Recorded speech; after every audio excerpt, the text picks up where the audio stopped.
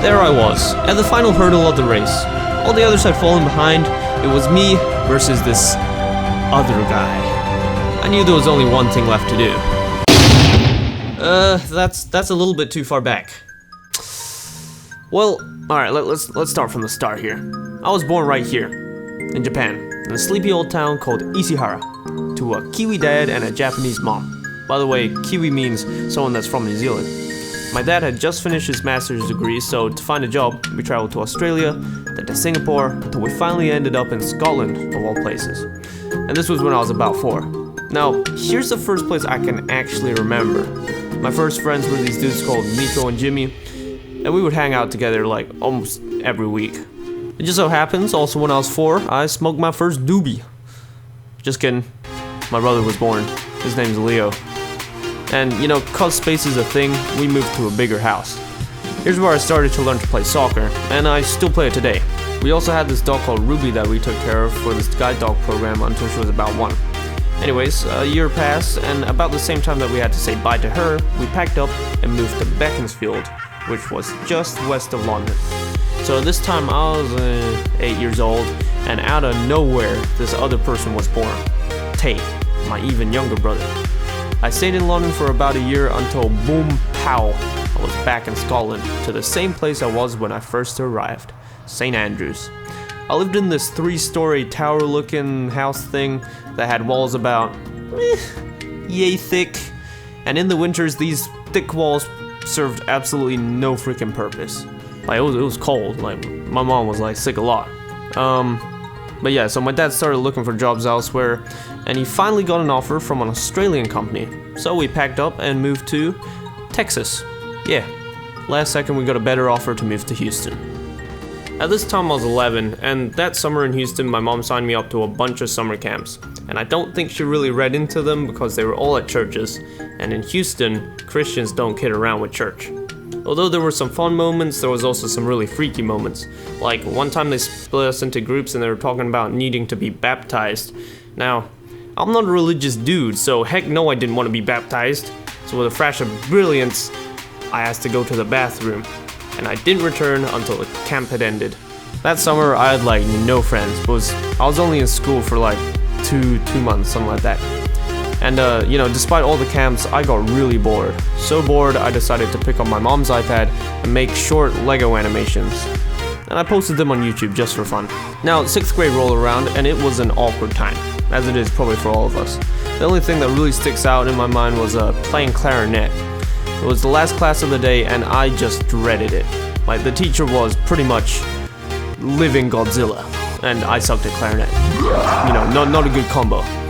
I could go on and on about this class, but I'll leave that for another day. I don't really recall much of 7th grade, so I'll skip over that, but I do remember 8th grade as the year I gave 0 shits. Like, there was this time we had to evacuate school for some reason, and me and my friends lay down on the grass and tried to make like a massive human dick so the news helicopter would see. Fun times. Also, at lunch, I proposed to like the hottest girl in school with an onion ring. Not my proudest moment. Pretty sure she said no though. And then came high school. By now my channel had hit around 5,000 subscribers, and only a few of my friends knew about it.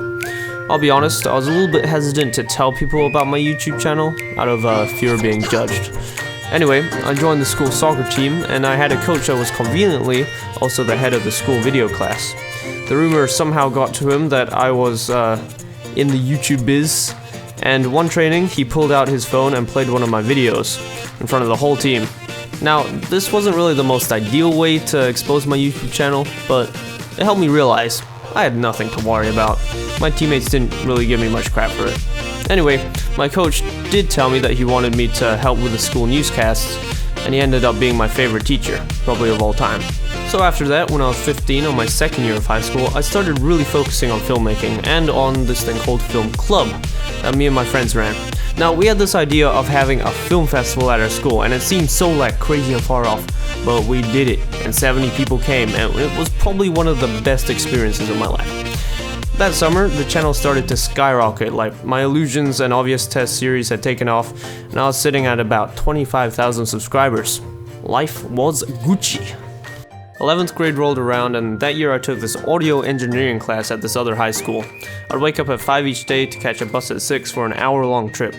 This bus also transported kids that go to a separate school for doing bad things. Now, I'm pretty sure half the kids on there were smoking some mad doinks before going into the bus, cause it smelled bad.